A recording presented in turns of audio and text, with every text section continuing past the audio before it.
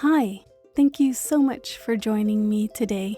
I'm Shannon, and this is Starseed Evolution, bringing the wisdom and insight of the cosmos to you. I'm grateful that you're listening. So today we're here with Mark Winters, and he's Texas-based rock singer-songwriter and a witty poet, a passionate musician, entrepreneur, optimist, family man, and bona fide rocket scientist. Here's a quote from him about the kind of things that he approaches in life. My music starts from a place of poetry and creative inspiration. I use my rocket scientist brain to find structures that help me explore that initial burst of inspiration and feeling, like writing haikus. And Mark originally started back in the day with aerospace and astronautical engineering. So what I want us to do is start towards the beginning of his life so that we can see the left brain, how it engaged with the right brain, which is creative, and then created what he now has. I'm grateful to have you here, Mark, with us today. So let's start at the beginning. Your degree in aeronautical engineering. So how did that start you in your life? Well, thank you for having me, Shannon, and thank you for your amazing energy today. I started off just with a mind of wonder, right? I always wondered how things worked. I'd pick things up and take them apart and try to put them back together again. I found myself often doing that. Just had a great mechanical inclination, so I used to help my dad and my grandpa fix stuff. And I think just that curiosity and wonder about how the world worked was sort of, the foundation. In my mind, like math and science and applied physics, which I ended up really leaning more into as I went through high school, were just extensions of that, right? I loved math. It helped me understand. I had an aptitude for it. So it was good. My grandfather was an engineer, electrical engineer. I used to do drafting with him and pen and ink drawing. And so just, a lot of great places and opportunities for myself to explore the inner scientist in me. I was really into sports too. So I had to trade back and forth between sports and science and math. But I ended up finding aerospace engineering, which has two main branches to it. One is called orbital mechanics, which is the study of space and the way objects move in space. And one is atmospheric flight or atmospheric objects moving through fluids, air or water, and how they work. I personally loved the atmospheric stuff. I love racing motorcycles and going fast and turning and feeling G's. To me, that just was more appealing, I guess. So experiencing it. I didn't see myself as an astronaut. I ended up getting the opportunity to work at Bell Helicopter in Dallas, Fort Worth, designing what is the V-22 Osprey now and some other things. And then I worked for a flight simulations company for a little bit, doing helicopter and jet trainers for military test pilots to teach them and to teach the other pilots how to fly and how to maneuver and how to recover from things that you don't want to recover in a real airplane for. You build trainers for that. And so I had a great time, met a lot of great people, had amazing mentors, solidly in the math and the science and the applied physics camp with a minor in rollerblading, surfing, tennis, football, movement. that sort of thing. All those things.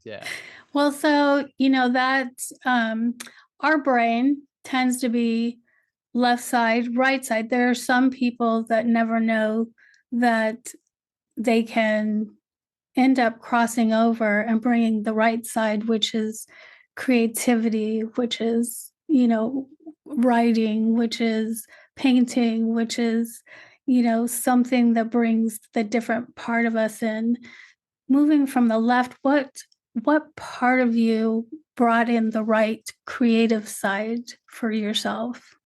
Yeah, I would say, for me, almost happenstance. Like, I don't know, I have a series of these Yes. unintended I've events. experienced those things too. Like, whoa, what happened? I know. Okay, so my first unexpected event.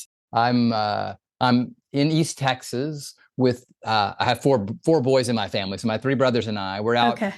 with my grandparents. I'm 5 years old. Okay. We're running around the backyard. I'm like chief troublemaker, Yeah. running everywhere, out of control, right, doing my thing.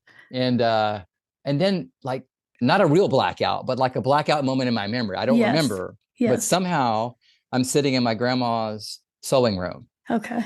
I can feel, well, I'm not sure what that kind of velour or plush chair thingy was with wood, and I've got a pen in my hand and I'm writing poetry on a piece of paper, right? That my grandma had given me. And I can see her, she had this little flower stationery, right? Yes. So I'm like, and I look down and I've written a poem about lilies. Okay. I'm like, okay. How did that happen? How did I get here? What? I'm waking up from a dream. Is this a dream? I don't know. What reality am I in? And then I remember this feeling like, hey, that was fun. Yeah. And I asked her, can I read it to you? And she's like, well, of course, Mark. Right? Like in that grandma way. Right. And so it was so special for me to read her the poem that I had.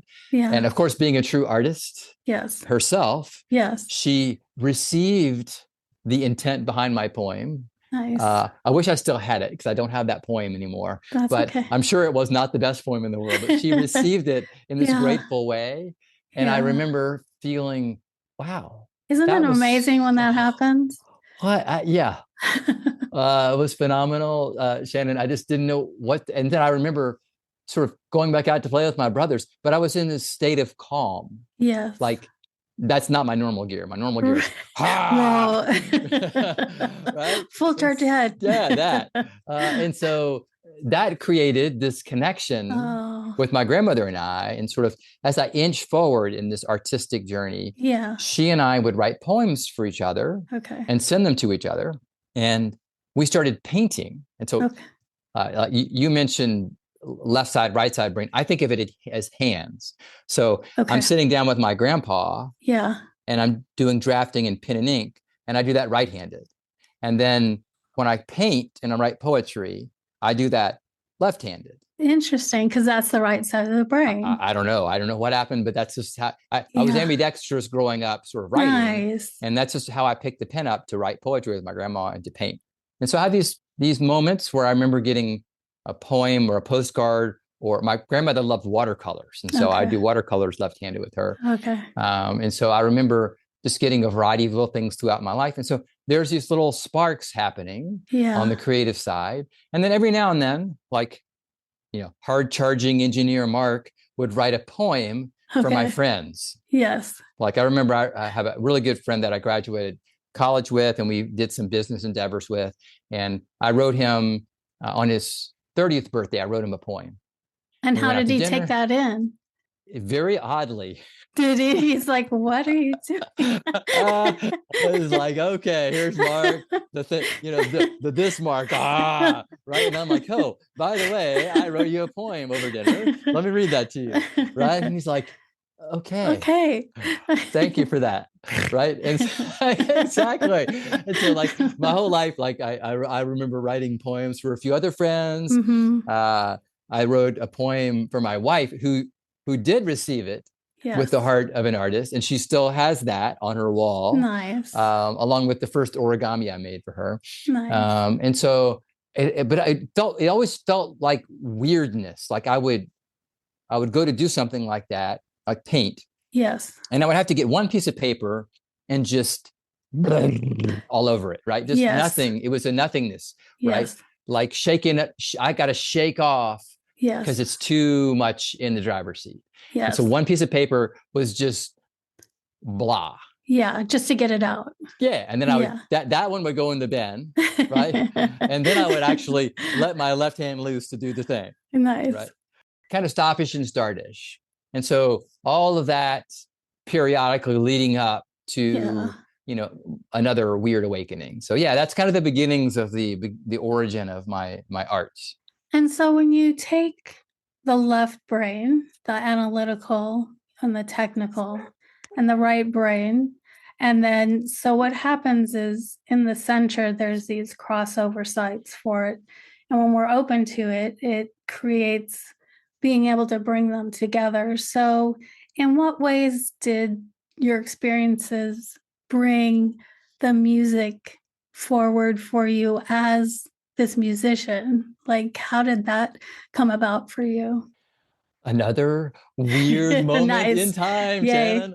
Right? So, like, okay, imagine me, like, okay, I'm riding a motorcycle and I've got the stereo turned up to full blast, or I'm surfing, or I'm rollerblading, or running, or studying. Music is like this thing that just permeates my being, and it potentiates it expands the experience for me, right? And so I had this thought in 2011. I'm like, okay, I really want to do something musical, right? Because it's always in my life. I'd never done anything musical. So I'm like, all right, what am I going to do? And I had the idea, because I'm a hopeless romantic, I'm going to buy a guitar and sing a song for my wife for her anniversary. And is it a song that you wrote? Or no, a song that you borrowed? Okay. I'd never written a song before. I'd never sung a note. I never played. I never did anything. I just decided I'm going to do a thing. Yes. And when I'm going to do the thing, then, how am I going to do it? And I don't know. And so for me, I had this moment.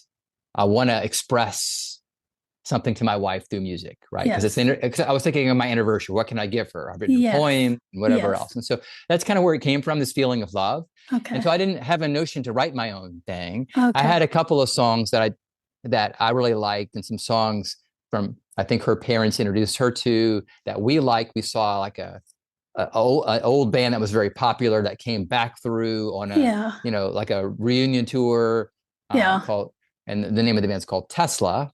And they have a song called What You Give. It's not what you got. It's what you give. It's not the life you choose. It's the life you live. It's only what you give to someone else that's important. Right. And I love the lyrics for it. Well done. And I love the melody for it. Has this really cool guitar hook in it that I really loved. And did you teach yourself guitar? When the answer is no. Okay. For this song, I went to a guitar shop. And I talked to the owner, this local guy, Steve, with Smack Guitar. And I said, hey, Steve, I want to do this thing for my wife. And he's like, oh, that's so romantic. I'm in. Right. And I'm like, well, what kind of guitar do I buy? I don't know anything about guitars. Right. And he's like, well, probably an acoustic guitar if you're going to play and sing, because you're not going to play her like, a heavy metal anthem. Right. Yeah, you're right. And so we had these two models, and like the right-handed, I'm going to use the wrong part of it. I'm going to use hands. That's okay. But the right-handed me is going to analyze to find the perfect thing. What's the perfect instrument, right? And so I was trying to optimize the price, and so I was down to two guitars, one simple basic, one that had a little nicer finish. Right. And I said, okay, Steve, if you sell me, I'll buy the nicer. You agree to teach me to play and sing the song. Yes. And he's like, I'm so in. I love it. He's a music teacher as well, right? So I'm so in. So we're checking out. Yes. And he says, okay, what other instruments have you played in your life? And I said, zero. None. And he's like, okay. He's like, okay, great. Well, did you sing in choir, or do you sing at church? Right? I'm like, I sing Happy Birthday. Does that count? And he's like, loud and proud, by the way. And he's like, no. Okay. He's like, okay, how much time do we have to work with? And I said, well, it's 6 weeks to my anniversary. That's even plenty of time, right? Okay. And he's like, oh my God. Well, what did I just get myself into? So we set up a schedule, and I had to sneak over to his shop to learn. Okay. Right. I didn't want my wife to know I was doing what was happening. Yeah. So I set the schedule up to do the thing on the sly, and I'm doing the thing. Right. And we show up to our anniversary, dinner at our favorite Italian restaurant in Houston. And I'd called, the owner up and said, hey, Carlos, his name, Carlos. Yes. I said, hey, Carlos, do you mind if I sing a song to my wife for our anniversary? And he said, Yeah. oh my goodness, Mark, please come to my restaurant and do this, right? Very Italian gusto. I said, okay, I'm just warning you, dude. I've never done this before, right? So, you don't know what you're going to, it's going to be wonderful, right? We'll give the guests a little extra wine. It'll be good, right? Okay. So I get there and we sit down and I forgot something in the car, sweetie. So I go back and bring my guitar in. What are you doing? What is that? Exactly that. What are you doing? I'm like, I'm not robbing the place, I promise, right? It's not a gun.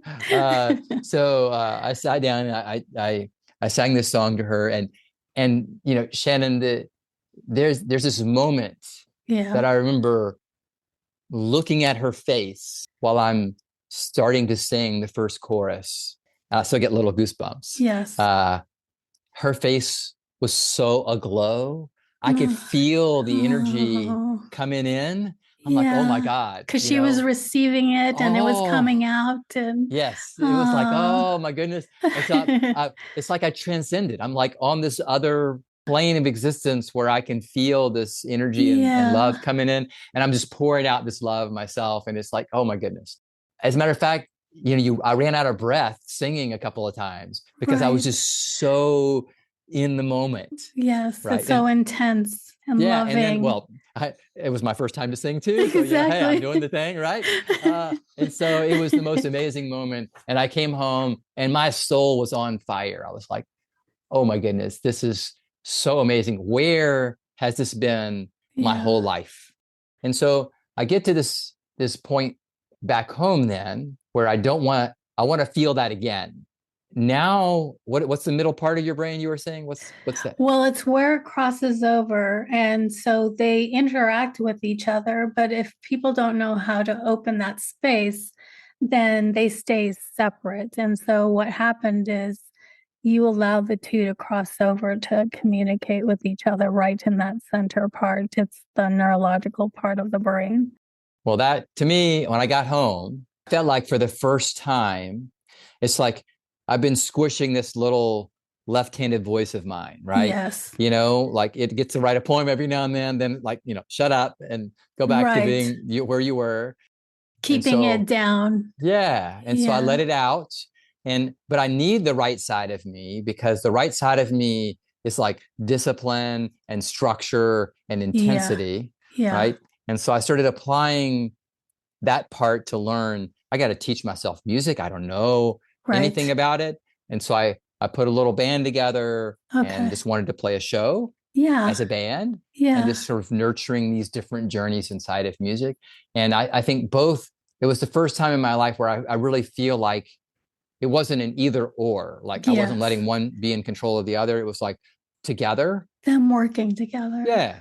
Yeah. Which is amazing. And that's not everybody gets there because of trying to control things to make it a certain order. Because when you bring in that creativity, sometimes it can be like, but it's cool that the two sides, when they work together, can actually complement each other to be structured, but also be creative and then, bring new stuff into this world.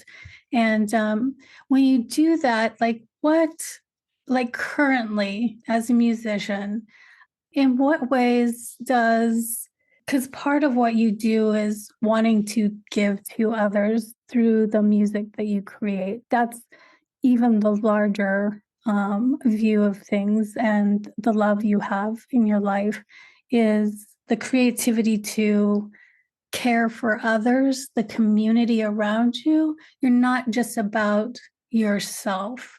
And so can you talk a little bit about how that came forward for you? Yeah, that's an interesting part of my journey to find my voice, Shannon. I've always been intense, I've been competitive, and I've been kind, right? And so for my whole life, I'm the biggest defender. If there's a bully around, I'm about to get in front of them to protect the person they're trying to bully, right? That's just my personality, my innate defender self. And so I have this, when I look at a person, I see the little beautiful pieces of them. Yeah. That's what I see. And I want to pull those out. Yeah. And so, people, for myself, if a situation, if I'm fighting a headwind in an area, I'm looking for a way through it, and I'm going to have fun finding it, and I'm going to apply all my skills to get there. So I have this inherent positivity. A couple of my songwriter friends tell me I'm the most relentlessly positive person they've ever met. And so, we all have our trials and tribulations in our life, but that's just how I see things. And so I feel like, that, I'm a spiritual person. I feel like God's given me extra positive energy and extra strength. Why he's given it to me is because I'm supposed to share that with other people. Yeah. Right. And I think about it with sort of both sides of my brain. I think about it as extra protons. Yes. From my science point of view, like I'm just going to give you some of that extra shiny proton energy, and the artistic side of me, wants you to receive it and to take it out somewhere else and share it with yourself and with others. And so finding that part of my voice has been weird, because I'll write a song, right, and it's too preachy. It's like, okay. So I get back to this I have this construct in my mind. If I want to make a difference in the world, then I have to do it in a way that people are willing to receive it, and that's competitive with other messages that they're getting. Yes. Because if it's not, okay, if I sing a song and it's all out of tune, people are going to, it doesn't matter what I wanted, what I intended. Right. They're going, okay, let me scroll past what's wrong with that?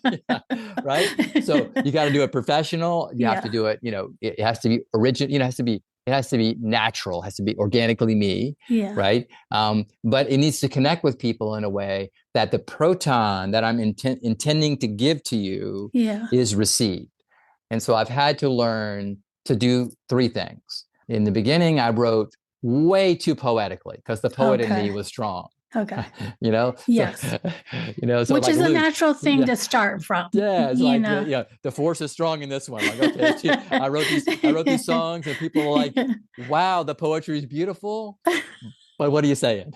Right. Okay. Stop that. And so then I'm like, okay, then, I go a little bit away from that, and I write something that's too scientific. I write a song about refraction, light waves, and people are like, okay, we don't know. What are you talking about? I don't even know what you're saying. What is that? Right? What is the theory of relativity? And why are you writing about calculus, Mark? What I've learned, and for me, it's like three. So I have the poet, and I have the scientist in me, and then I have the positive energy. Okay. And so I've had to learn. It's almost like learning to surf, right? You have to learn to get to feel the ocean. You have to learn to feel your center of balance, and you have to learn to pop up, learn to feel the wave. And so at some point in time, you actually are surfing, right? And so for me as a songwriter, I've gone through the extremes, and now I feel like, first of all, I've put my 10,000 steps in to learn to play the guitar and to sing and to play the piano. And so that's organic. I've written a lot of songs. I know how to write a song instead of poetry. So the lyrics, are better. I'm able to better form them, and melodies. And so now for me, it feels more organic to capture. And I can see the sides of my brain working together to find the right line. Central line. Through everything, right? So you can surf. So what's one of your favorite current songs that you've created? I have two songs that I'm excited about. And you can go through both of them if you'd like. Okay. Yeah. So I just released a song that I wrote for my wife that is a nerdy little love song. I told her I was going to write a song with as many little nerdy words in it as possible. Nice. But I was going to make it in a way that people were going to like it. And she's like, oh, people don't want to hear that. Right. Too much nerditude. But it turned out to be one of my more popular songs. Nice. And it's a song called Fake Gravity. Oh yeah, I just listened to it yesterday. Okay. It's beautiful. Thank you. And it's got this really cool. I grew up. I learned to play John Mayer songs on my guitar. That's kind of where I get some of my groove tendencies and chord progression tendencies, amongst other people. And then I like just about every kind of music, and so I wanted it to have a really strong groove, and so it's got this kind of cool, chill vibe going through it, right? And then standing on a cliff looking down at the ocean's break. You're standing on a cliff looking down, and then you're feeling that vertigo that comes with standing up high on a. But that's the feeling sometimes that love introduces into your life, right? Because it's unexpected, like what? And it's a force, right? And so it's so I play around with the concept. You lift me up, you hold me down. It don't make sense, but it's truer now than any other force. It's stronger than any other force on earth. If you're really real, if your love is really real, then maybe gravity is fake. And so a lot of fun. It's a cool vibe. I love singing it. I put a piano hook in it. Nice. I got this guitar thing going. When I play it live, I'll either loop the piano and play the guitar, or play the guitar or loop the guitar and play the piano, and I get the vibe with it. It's got this really cool thing. So I really love that song, and it's been well received. I got to co-write that with a friend of mine, Nash. I wanted a little bit of pop sensibility in the song. And Nash, he's a great pop writer, and so we had a great time making that. So that one just is a super fun song, and I'm always smiling when I'm playing that. Nice. And then on a little more of a somber note, I had a younger brother who passed away. He committed suicide, and I was his mentor and confidant. And how long ago did that happen? A number of years ago. Okay. I carry this guilt with me of not being there enough. I tried to do all the things I could do. I tried to get him as much help as possible, and it just wasn't enough. It was very emotionally difficult for me to write a song about that. But as I was talking with a friend, I was talking with a friend of mine who just lost someone in a similar circumstance, and I was just consoling them. Right, I was just giving them a big hug. I shared that I had some of the same experience, and when we finished talking, that person said, you have so much of a great story and wisdom going through this that other people need to hear that. I said, well, you just did hear that. Because they go through it too and need a space in order to help them as well, through the emotion. But I never thought to write a song about it. Yeah. I was just talking to my friend, right? I'm just being a good friend. And they're like, no, you need to write a song about that. I'm like, oh my goodness, how could I ever write a song about that? And they're like, that's exactly why you need to write it. That feeling you're having, everyone else is having, who's having to go through that. And how did that go for you? I cried more writing that song. Yeah. I played it live twice. I cry every time.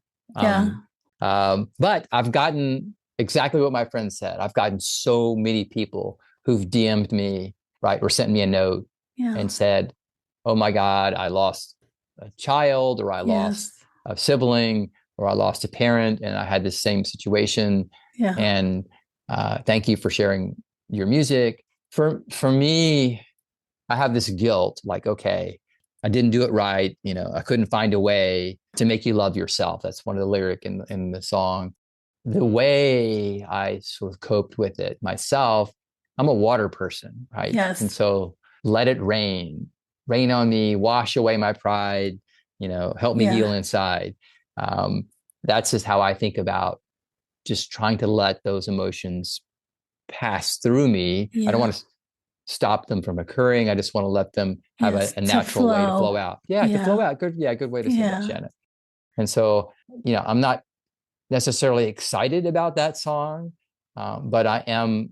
And it's not about excitement. You know what I mean? It's more about allowing people to, the people around you who listen to it, to have a way to also allow themselves to flow that emotion that's connected with it that they can't change. So I think the work you did around that is so important, Yeah. Well, thank you for that.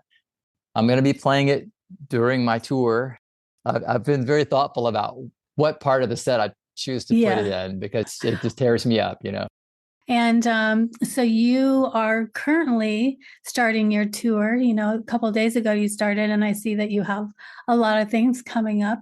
How do you create your tour? I'm still learning. I did my first long tour last year. So I did a spring tour and a fall tour. Okay. So this will be the third time I'm out on a long tour. I typically will build a tour schedule that's about 60 or 70 days long. Most of the venues that I'll say small cap rooms, smaller places, 100, 200 seat rooms. That's kind of my perfect spot, maybe a theater, right? Or something that has a quieter environment like a winery or a beer garden that likes original music, right? I'm not going to play in a nightclub somewhere, right? That's not my thing. I work really hard to connect with the venue owners. Okay. They love seeing a hardworking touring musician. So they love seeing the fact that I'm like a little inchworm playing a show every night, working my way towards them. They're like, I see you're coming my way. Can we book you? Right. And so, it's a lot of hard work, Shannon. I think I use every ounce of skill that I developed in my engineering. You got to be polite. You have to be humble. You know, you've got to be thoughtful. You got to do your homework. You got to work really hard. And so I'm doing that.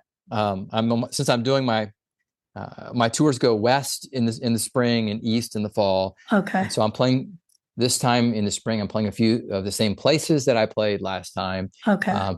And I had the great fortune of having people come out to my shows last year at the spring, and they signed up for my email list. Nice. And so they're coming back, and so it'll be a warmer crowd. Nice. And so I think over time, for me, that sense of connection that I get, when we get those shared moments, that's what I'm hopeful for. And just a lot of hard work. And, like everybody else as an artist, you have to put out music, every couple of months to stay current. Spotify and YouTube really rewards you a lot for doing that. And they share your music with new people. Okay.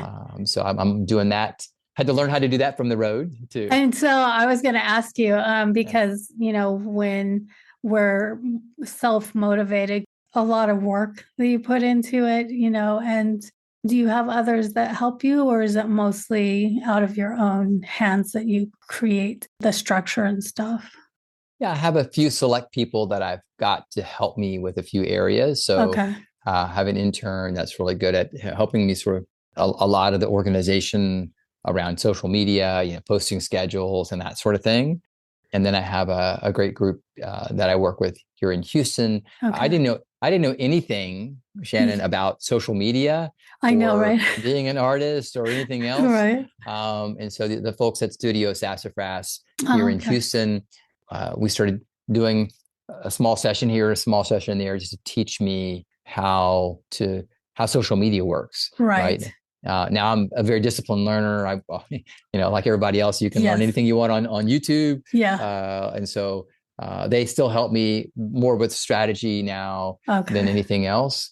There's a big gap, kind of like if you've been an entrepreneur yourself. There's a big gap between an artist who has access to good quality help in the area of whatever social media or producing songs or touring, right? The big three bits or collaborations, maybe four. There's a huge gap between like everybody and then the people who can fill up 2,000 seat room. So let's call it a couple million people on socials, right? Or a couple million listeners on Spotify.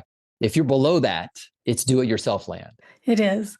Right. There's nothing going on in there. There's not enough money for anybody to really help you. There isn't. So it's that structure that you have to maintain to keep, showing up for it. Yeah. As we come to the close of our interview, I just want you to share in this moment, as you begin the tour that you're starting, if you went inside yourself and thought about what's inspiring you, what's your inspiration in this moment and what you want to bring forward? I feel like I'm a great explorer, like I'm an adventurer. I'm out and I'm embarking on this tour. I could do without all of the things we just mentioned. There's all that, right? But you don't really appreciate the fact that you get to go on the journey unless you've done all of that work. Exactly. And the blood, sweat, and tears that it took to do that. Yeah. And so the inspiration I find for myself, I'm looking for that joy of the first crowd connection moment. Nice. Yeah. Right. That, and every night if I get that beauty, I could tour forever because it just lights me up. Exactly. So I'm really looking for that connection and the chance to share my positive energy and to receive it back from other people. Yeah, that's what I'm inspired about right now. That's beautiful. And so I'm going to have you close with how people would be able to go find out information about you, like your website, and also that there's a tour link on there that shows where people can go see you. Yes. Well, thank you very much, Shannon, for having me. It's been amazing talking with you. You can find me at markwintersmusic.com. Okay. On my website, you will be able to find latest songs and links to your favorite streaming platforms. At the bottom, you can join the Positive Vibe Tribe, which is my email list. And then my tour schedule is up under the shows tab. I'll be pretty much playing in every state, the lower 48, either in the spring or the fall. So I'd love for people to come out and share some positive energy with me. And I'll be sure to send you home with some extra proton. And then you can find me at Mark Winters Music as well on your social media platforms. So I'm grateful to have spent this time with you and all the beauty that you bring our world, which in these moments now are the most important, not just locally, but globally. There's a lot happening. So needing to really create that positivity, that love, that joy that we can exchange as humans between each other. So I think the work that you're doing as a musician is beautiful. Well, thank you so much, Shannon. And I appreciate the work that you're doing as well. Thank you. The famous poet from the 1800s, Rainer Maria Rilke, said this: "Describe your desires and sorrows, the thoughts that pass through your mind, and your belief in some kind of beauty. Describe all of these with heartfelt, silent, humble sincerity, and when you express yourself, use the things around you, the images from your dreams and the objects that you remember.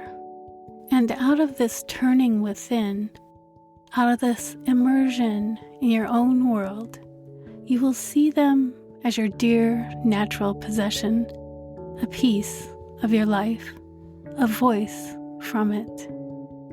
And as you can see, what was shared through this interview with Mark Winters of all that he has transformed into beauty and being present intuitively for others, it brings that forward for you as well. Thank you so much for joining me in this interview with musician, poet, and science-based brain, Mark Winters. We're grateful that you've been with us on this episode. And in the written notes below, you'll find 2 links. One link is the website for Mark Winters, and the second one is the list of the tour coming up and all the dates and locations. I'm wishing you a beautiful day and grateful you've been here for the Starseed Evolution podcast. Namaste.